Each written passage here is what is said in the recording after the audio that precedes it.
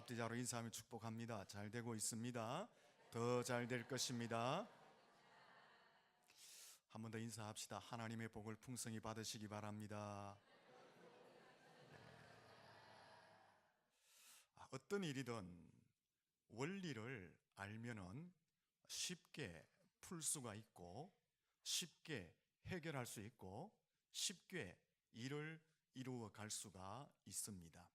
그래서 제가 인터넷에 원리를 알면이라는 말을 검색해 보았습니다. 그랬더니 이런 문장들이 인터넷에 뜨기 시작했습니다. 원리를 알면 수학이 쉽다. 원리를 알면 문법이 쉽다. 원리를 알면 과학이 쉽다. 원리를 알면 세상에 길이 열린다. 원리를 알면 행복이 시작된다. 원리를 알면 돈을 아낄 수 있다. 원리를 알면 목돈을 벌 수가 있다. 원리를 알면 몸짱이 되는데 더 쉽다. 이런 글들이 검색이 되었습니다. 그렇습니다. 무엇이든 원리를 알면 쉽게 풀 수 있고, 쉽게 해결할 수 있고, 쉽게 일들을 이루어가게 되는 것입니다. 그러나 원리를 알지 못하면 시작부터 꽉 막히게 되고 답답하게 되고, 그래서 문제를 해결하기가 쉽지 않게 되는 것입니다. 아무도 없는 한적한 길에서 한 운전자가 자동차에 고장난 것을 고치고 있었습니다. 마침 그때 자동차의 왕 헨리 포드가 자동차를 타고 그 길을 지나가고 있었습니다. 지나가다가 차를 멈추고 그 자동차 고치는 일을 한참 바라보고 있었습니다. 혼자서 끙끙대지만 고장난 차를 고치지 못하고 있는 것입니다. 그래서 이 포드가 제가 좀 봐드릴까요? 하니까 그 운전자가 할아버지가 뭘 아신다고 그냥 가만히 계세요. 그러는 거예요. 그래서 그 헨리 포드가 다시 한참을 옆에서 지켜보고 있었습니다. 하지만 자동차를 고치지 못하고 땀만 뻘뻘 흘리는 거예요. 그래서 제가 다시 한번 헨리 포드가 말하기를 제가 손을 좀 봐드릴까요? 그때서 할 수 없이 자리를 내어줍니다. 그 헨리 포드가 자동차의 이곳저곳을 살펴보고 엔진 소리를 들어보더니만 금방 자동차를 고치고 마는 거예요.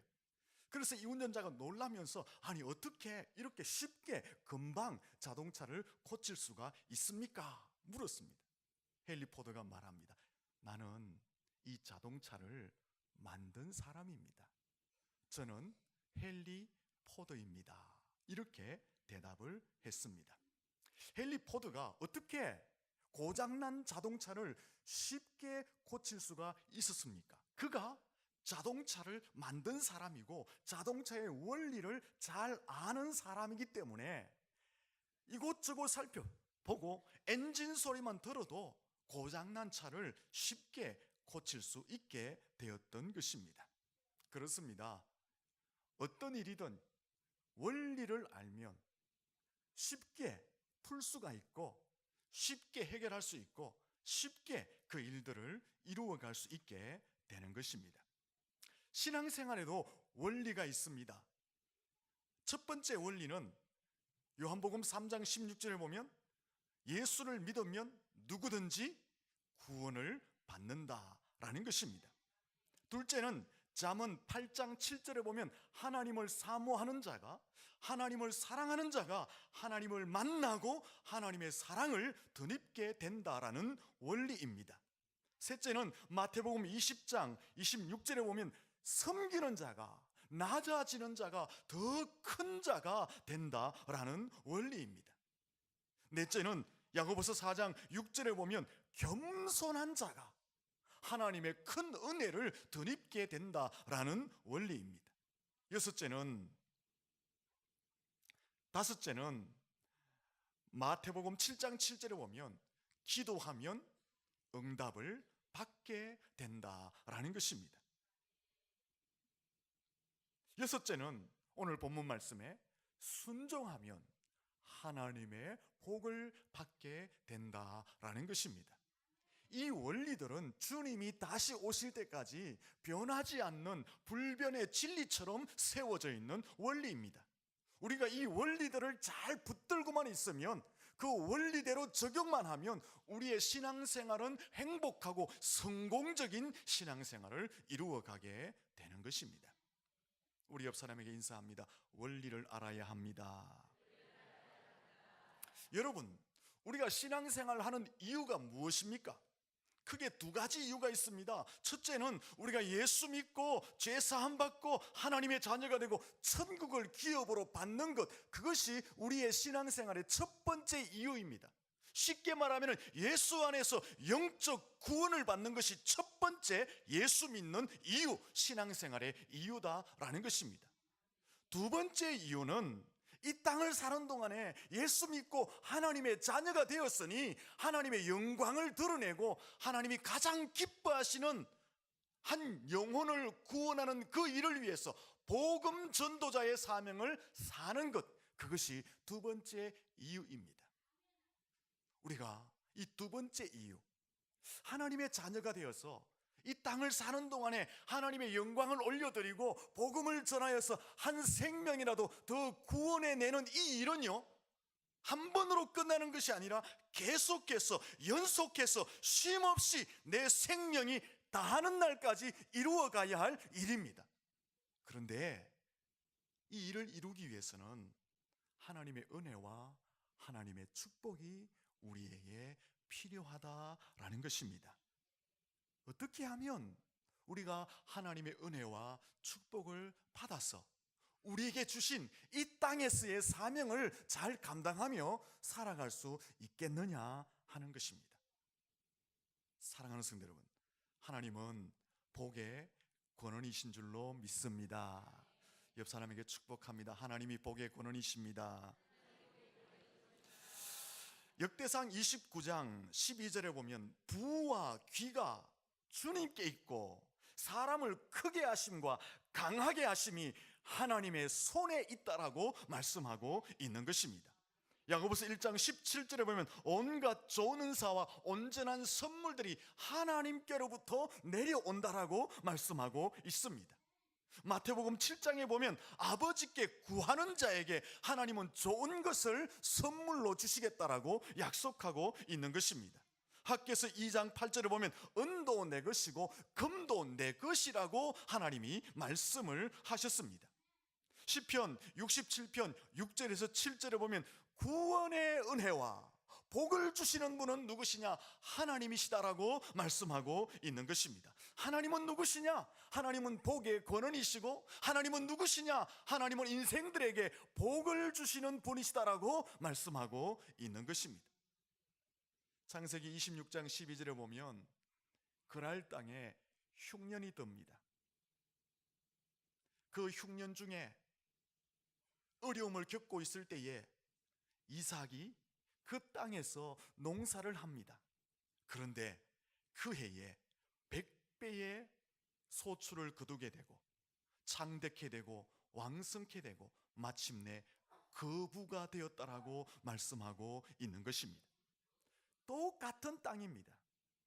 똑같은 조건입니다. 똑같은 환경과 일기 속에 놓여 있습니다. 똑같은 해에 똑같은 흉년을 맞이할 상황에서 이삭이 농사하였지만 100배의 소출을 거두고 장대하고 왕성케 되어 마침내 거부가 되었다라고 말씀하고 있는 것입니다. 성경은 그 흉년 때에 이삭이 100배의 소출을 거두게 된 이유, 왕성케 되고 장대케 되고 마침내 거부가 된 이유를 무엇이라고 밝히고 있습니까? 이삭에게 원인이 있는 것이 아니라 여호와께서 복을 주심으로 이삭이 100배의 소출을 거두고 거부가 되게 된 줄로 믿습니다.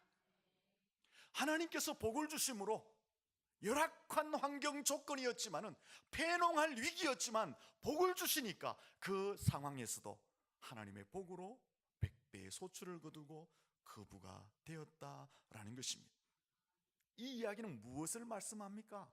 하나님이 복의 권원이시다라는 것입니다. 하나님이 인생들을 향해서 복을 주시는 살아계신 분이심을 말씀해주고 있는 것입니다. 사랑하는 성도 여러분, 하나님이 복의 권원이신 줄로 믿습니다. 우리 모두는 이 사실을 다 인정하고 있습니다. 이 사실을 부정하는 사람은 우리 가운데 단 한 사람도 없습니다. 근데 왜 우리는 그 하나님의 은혜와 그 축복을 받아 누리지 못하는 삶을 살고 있느냐 하는 것입니다. 그 이유는 하나님은 복의 권원이시고 하나님은 복을 주시는 분이시지만, 그 하나님의 은혜, 그 하나님의 복을 받는 것은 사람들에게 달려있기 때문에 그렇다라는 것입니다. 예레미야애가 3장 33절에 보면 인생들을 향한 하나님의 본심을 설명하고 있습니다. 사람들을 향한 하나님의 본심은 무엇이냐? 사람들이 고생하고 근심하며 사는 것이 하나님의 본심이 아니라고 말해요. 이걸 뒤집어 설명하면 하나님의 본심은 무엇이냐? 사람들이 더 건강하고 더 아름답고 더 행복하고 더 복된 삶을 살기를 원하는 것이 하나님의 본심이다라는 것입니다. 근데 왜? 하나님은 복의 권원이시고 하나님은 복을 주시는 분이시고 하나님의 본심은 인생들이 더 건강하고 행복하고 아름다운 삶을 사는 것이 하나님의 본심인데, 왜 우리는 그 하나님의 은혜, 그 하나님의 축복을 받아 누리지 못하고 살아가느냐 하는 것입니다. 그 이유는 하나님의 은혜와 복을 받는 것은 사람들에게 달려있기 때문에 그렇습니다. 옆 사람에게 축복합니다. 하나님의 복은 당신에게 달렸습니다. 여러분, 하나님은 완전한 복의 권원이신 줄로 믿습니다. 완전한 복의 권원이다라는 말씀은요, 조금도 부족함이 없다, 조금도 모자람이 없다, 조금도 흠이 없다, 결격 사유가 없다, 결핍함이 없다, 완전 충만하다, 이런 뜻입니다. 하나님은 완전한 복, 하나님은 복 자체 그분이시다, 이런 의미를 가지고 있는 것입니다. 그러나 하나님이 충만하신 복 자체이지만 그 충만하신 복, 하나님의 은혜를 받아 누리는 것은 우리에게 달려있다라는 것입니다. 그러면 어떻게 하면 그 충만하신 하나님의 은혜와 복을 우리가 받아서 누리며 그 주신 복을 가지고 은혜를 가지고 이 땅을 사는 동안에 하나님이 주신 사명을 감당하며 살아갈 수 있겠느냐 하는 것입니다. 본문에는요, 그 원리를 하나 간단하게 말씀해주고 있습니다. 1절 말씀을 같이 한번 읽어보겠습니다. 같이 읽습니다. 내가 내 하나님 여호와의 말씀을 삼가 듣고 내가 오늘 내게 명령하는 그의 모든 명령을 지켜 행하면 내 하나님 여호와께서 너를 세계 모든 민족 위에 뛰어나게 하실 것이라. 아멘.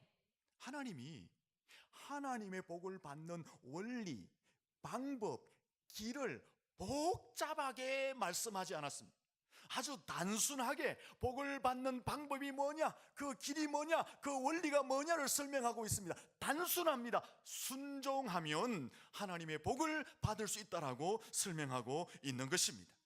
본문에 여호와의 말씀을 삼가 듣고 그 명령을 지켜 행하면, 이 말씀의 뜻은 단순하게 요약하면 순종으로 요약하게 되는 것입니다. 순종하면 하나님의 복을 받아 누리게 될 줄로 믿습니다. 여러분, 1절부터 14절을 쭉 읽어보시면 순종하는 자에게 주실 하나님의 복을 나열하고 있습니다. 순종하면 세계 모든 민족 위에 뛰어나게 하겠다. 성읍에서도 복을 받고 들에서도 복을 받고 내 몸의 자녀와 내 토지의 소산과 내 짐승의 새끼와 내 소와 양의 새끼가 복을 받을 것이다. 내 강주리와 떡 반죽 그릇이 복을 받게 될 것이다. 네가 들어와도 복을 받고 네가 나갔어도 복을 받게 될 것이다. 내가 너의 대적을 물려쳐 주겠다. 너의 창고와 너의 손으로 되는 모든 일들이 잘 되게 하고 복되게 하겠다. 너를 성민이 되게 하겠다. 하늘의 복을 이어서 너에게 복을 주므로 너는 세계 민족 가운데 구워주는 사람이 되게 하겠다. 머리가 되게 하겠다. 위에만 있게 하겠다. 하나님이 순종하는 자에게 주실 복을 기록해 놓았습니다.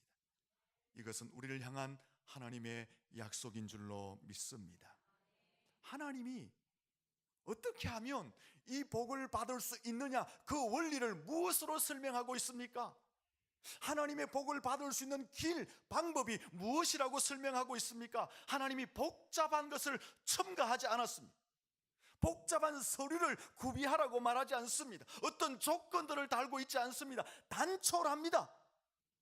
너희들이 삼가 듣고 내 말을 지켜 행하면, 한마디로 순종하면 이와 같은 복을 주시겠다고 하나님이 가르치고 있는 것입니다. 순종이 하나님의 축복을 받는 원리인 줄로 믿습니다. 그러면 우리가 여기서 하나 대답하고 넘어가야 할 것이 있습니다. 하나님은 복의 권원이신데, 하나님은 복을 주시기를 원하시는 분이신데, 그래서 우리가 건강하고 아름답고 행복하고 승리의 삶을 살기를 원하시는데 왜 우리는 그 복을 받아 누리지 못하고 있느냐 하는 것입니다. 그 이유가 무엇이냐는 것입니다. 하나님에게는 능력이 부족해서, 하나님에게는 복이 부족해서 우리에게 복을 주시지 못하시는 분이 아니시다라는 것입니다. 하나님은 완전한 복 그 자체이신 분이십니다. 근데 왜 우리가 복을 받아 누리지 못하느냐 하는 것입니다. 순종 결핍, 순종 부족, 순종은 하되 일부분만 하기 때문에, 순종은 하지만 끝까지 하지 아니하기 때문에 우리가 하나님의 온전한 복을 받아 누리지 못하고 있다라는 것입니다. 성도들을 보니까요, 완전 불순종하는 사람은 거의 없습니다. 여러분 중에 떼놓고 불순종하는 사람 없잖아요. 떼놓고 불순종하는 사람, 완전 불순종하는 사람은 그 양심이 화인이 맞아서 그래요. 그 양심이 딱딱하게 굳었기 때문에 완전 불순종하는 거예요. 성도들 중에 그렇게 하는 사람 없어요. 하지만 성도들의 모습을 보면 순종은 하는데 결핍되어 있어요. 순종은 하는데 일부분만 해요. 순종은 하는데 끝까지 하지 않더라라는 것입니다. 100%에서 조금 모자라도록 순종을 하더라라는 것입니다. 거기에 원인이 있는 것입니다. 하나님의 복과 하나님의 은혜를 누리지 못하는 원인이 순종, 결핍에 있다라는 것입니다. 존 비비어가 쓴 순종이라는 책에 보면 99.9%는 하나님 앞에서 온전한 순종이 아니다. 그래서 하나님이 역사하지 않는다라고 말을 했습니다. 99.9%, 이 순종, 사람의 눈으로 볼 때는 엄청나요. 대단해요. 정말 잘한 것 같아요. 근데 하나님 보실 때는 아니라는 거예요. 99.9%, 인간의 눈과 인간의 논리로 볼 때는 너무나 좋은데 하나님의 눈과 하나님의 논리로 볼 때 그 모자라는 0.1%가 아니라고 말하고 있는 것입니다. 사무엘상 15장 10절 이하에 보면 이스라엘의 초대왕 사울이 사무엘 선지자로부터 하나님의 명령을 받습니다. 너는 아말렉 민족을 진멸하라. 사울은 그 명령을 받고 아말렉을 쳐서 진멸합니다. 그런데 왕 아각을 살려옵니다. 살찐 소와 살찐 양과 살찐 짐승들을 살려서 옵니다. 초대왕 사울은 아말렉의 수많은 사람들을 다 진멸했습니다. 수많은 짐승과 수많은 물자들을 완전히 진멸했습니다. 그러나 단 한 사람 아각, 조금의 살찐 소와 살찐 양과 짐승들을 살려왔습니다. 사람의 눈에 볼 때는 수많은 진멸들 앞에서 한 사람의 왕과 조금의 짐승들은 0.1%밖에 안 됩니다. 사람의 눈에 볼 때 사울 왕은 99.9% 순종한 것입니다.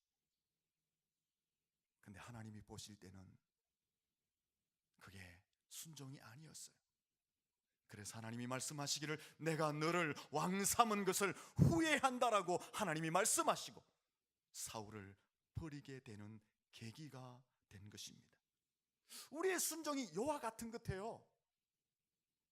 우리가 하나님 앞에 나아가서 하나님을 섬김이 이와 같은 것 같아요.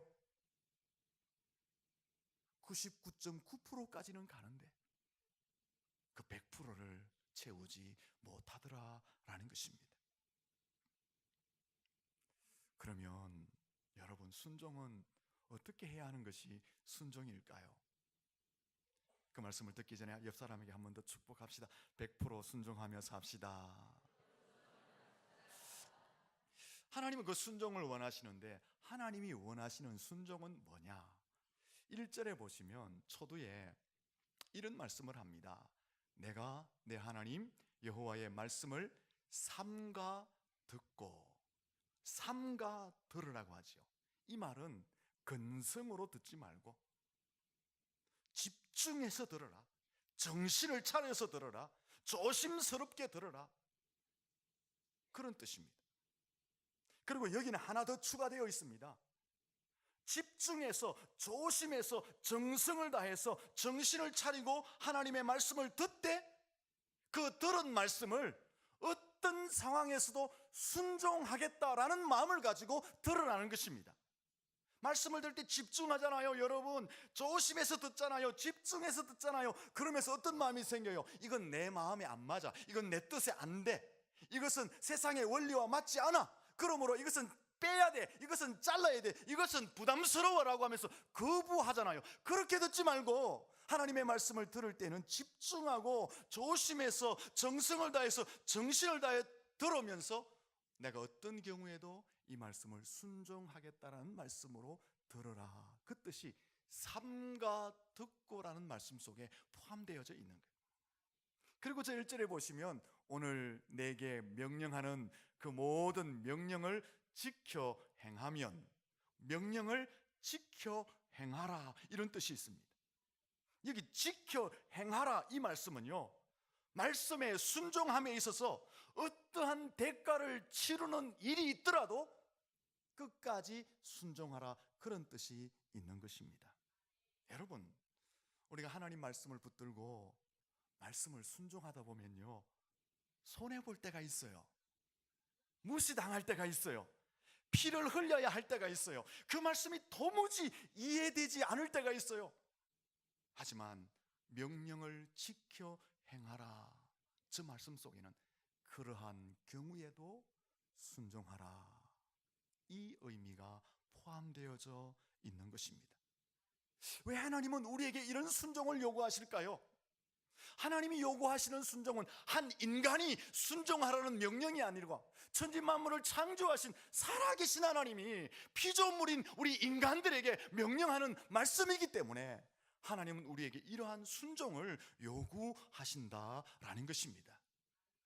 사랑하는 성도 여러분, 순종은 하나님이 우리를 향해서 명령하시는 말씀이다라는 것입니다. 우리 옆 사람에게 이야기합니다. 순종은 하나님의 뜻입니다. 열왕기상 17장에 보면 밀가루 한 움큼을 들고 있어요. 기름병에 기름 조금 들고 있어요. 한 가부와 한 아들이 이제 가뭄이 너무 오래되니까 삶이 비참한 거예요. 먹을 것이 없어져 버린 거예요. 죽을 날만 기다려요. 요거 한번 기름으로 잘 반죽해서 구워 먹고 죽으려고 작정하고 있어요. 그때 선지자 엘리야가 등장하잖아요. 뭐라고 합니까?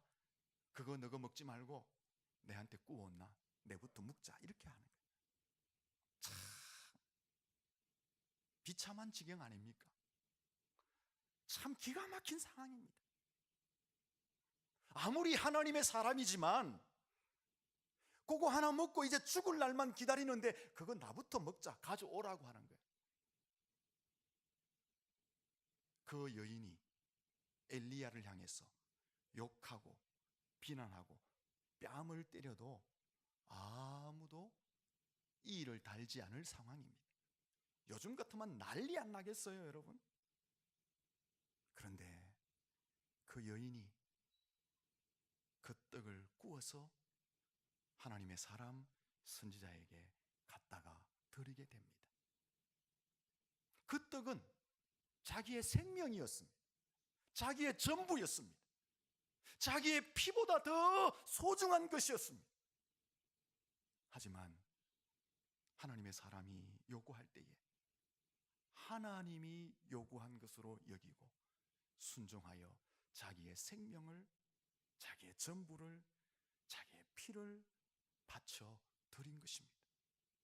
그 순종이 가뭄이 다할 때까지 밀가루통에 밀가루가 떨어지지 아니하고 기름병에 기름이 마르지 않는 하나님의 기적을 보게 한 줄로 믿습니다.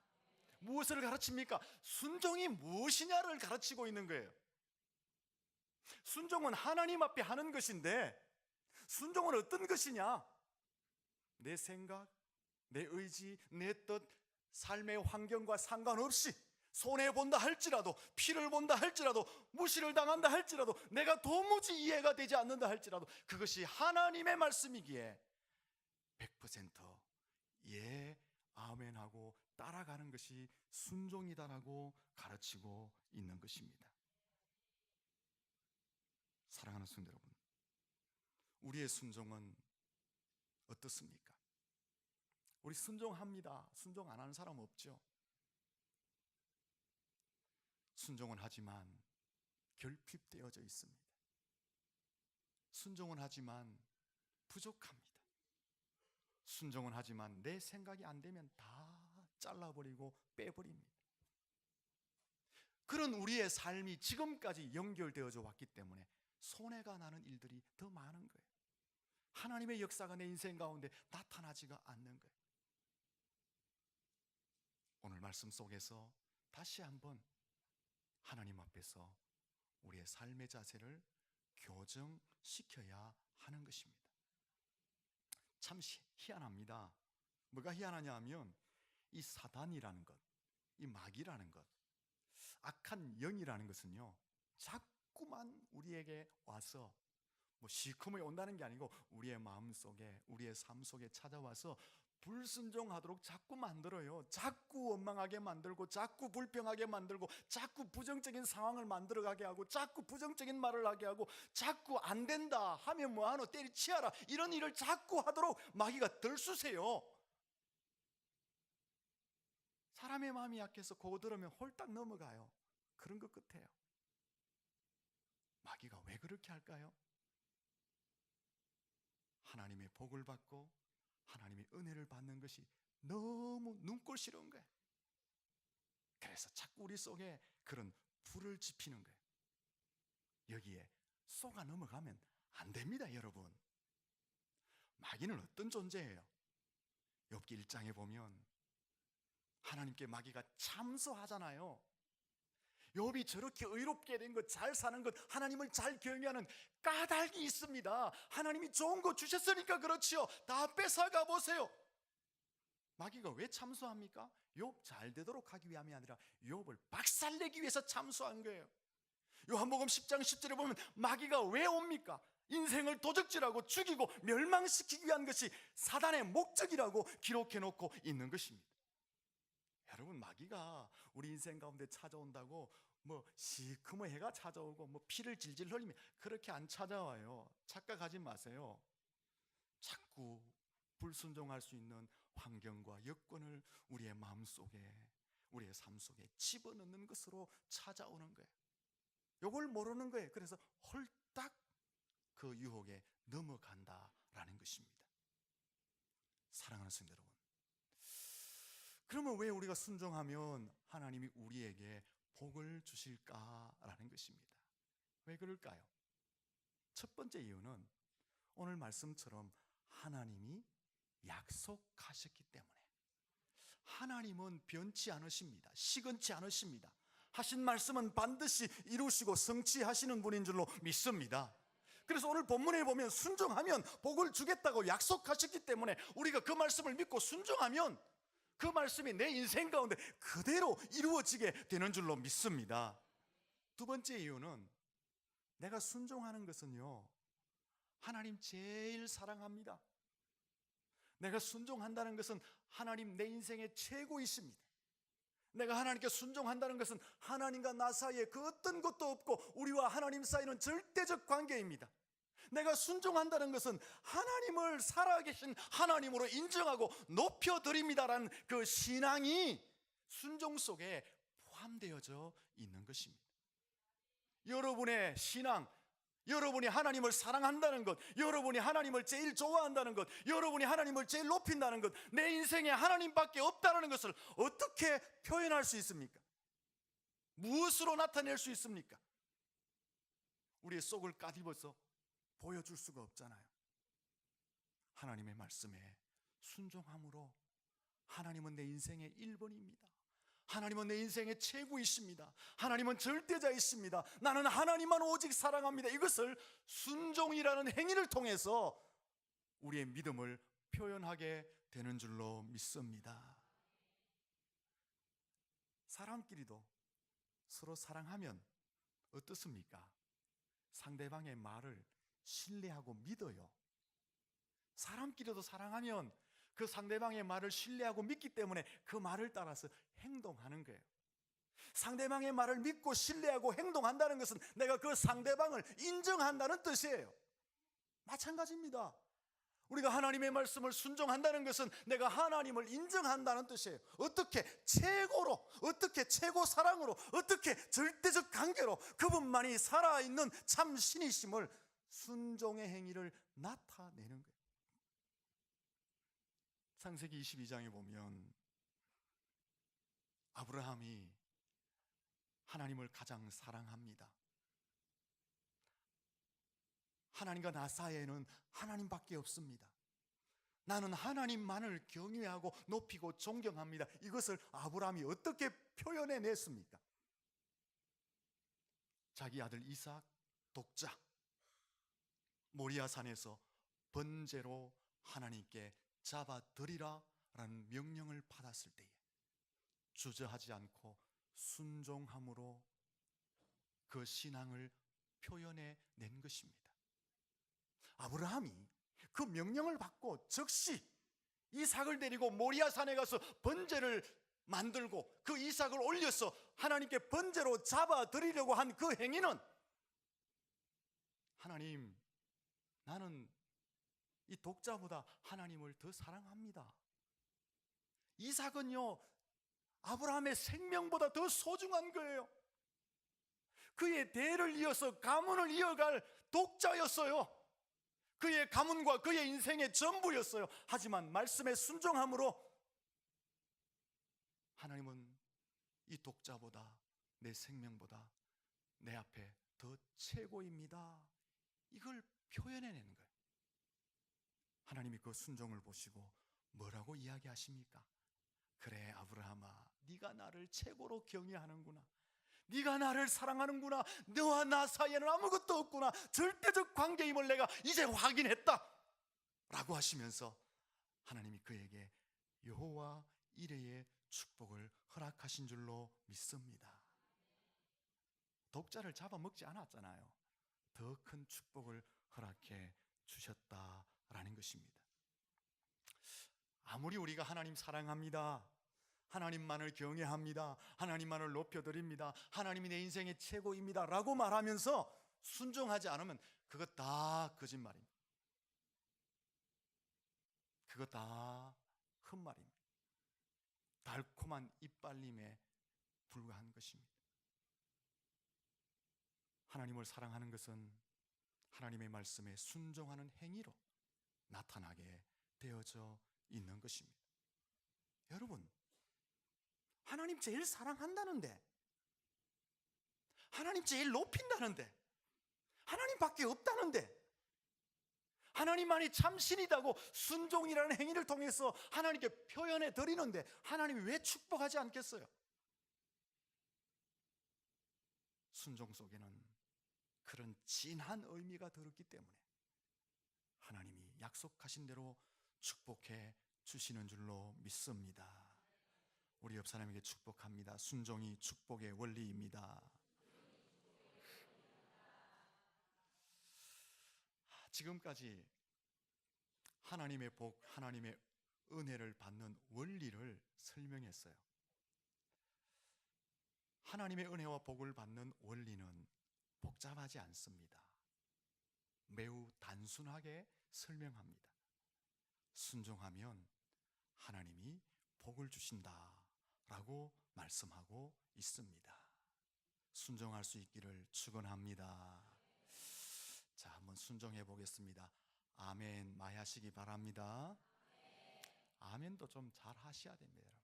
그래야 잠을 깨지요. 네. 여러분 보세요. 순종은 하나님의 축복을 받는 원리이지만 오늘 또 본문에 보니까 뒤편으로 쭉 가면 저주와 망하는 원리도 설명하고 있습니다. 장장 축복을 기록한 것은 14절까지인데 15절부터 68절까지는 하나님이 저주하겠다, 망하게 하겠다, 내가 너를 대적하겠다, 이런 말씀들을 계속 기록합니다. 근데 그 저주, 그 망하는 원리, 하나님을 대적하는 원리도 매우 단순하다고 말하고 있어요. 그게 뭡니까? 순종의 반대예요. 불순종이라고 말하고 있는 것입니다. 성경은 이 두 가지의 선택은 사람이 하는 것이다 라고 말하고 있습니다. 신명기 11장 26절과 27절에 보면 복과 저주를 너희 앞에 둔다. 무슨 말이에요? 복과 저주를 너희 앞에 두니까 너희들이 선택하라는 것입니다. 여호수아 24장 20절 21절에 보면 여호수아가 마지막 설교를 하면서 뭐라고 이야기합니까? 나와 나의 가족은 하나님만을 섬기겠다. 오늘날 너희들이 선택하라. 하나님을 섬겨서 복을 받든지 이방신을 섬겨서 저주를 받든지 너희들이 선택하라고 여호수아가 강력하게 선포했습니다. 여러분, 복을 선택하느냐 저주를 선택하느냐, 이것은 하나님이 사람에게 맡겨 놓으셨습니다. 텔레비전 좋아하시잖아요. 텔레비전을 켜면 내가 보고 싶은 방송의 채널을 딱 켜서 맞추면 그 방송이 계속 나오는 거예요. 내가 채널을 돌리지 않는 이상은 그 방송이 계속 나와요. 라디오도 마찬가지 아닙니까? 내가 듣고 싶은 라디오를 듣고 싶으면 그 채널에 그 주파수에 딱 맞춰 놓으면 그 라디오는요 끊었다가 켜도 또 나와요. 그게 마찬가지입니다. 우리의 인생도 순종이라는 채널에 딱 맞춰 놓으면, 우리의 인생도 순종이라는 주파수에 딱 맞춰 놓으면 하나님의 은혜와 축복이 우리 인생 가운데 흘러 들어와서 아름다운 삶, 건강한 삶, 복되고 행복한 삶을 살게 될 줄로 믿습니다. 순종은 행복과 형통과 건강과 축복과 은혜의 채널입니다. 거기에 고정할 수 있기를 축원합니다. 불순종은 불통과 불행과 저주와 고통과 파멸의 채널입니다. 거기에 고정하시면 안 됩니다, 여러분. 여러분의 인생 채널을 순종이 나른 채널에 딱 맞추셔서 하나님이 약속하신 은혜와 복을 받으시고 여러분의 삶이 아름답고 건강하고 행복하고 성공적이고 복된 삶이 되시기를 예수님 이름으로 축원합니다. 기도하겠습니다. 하나님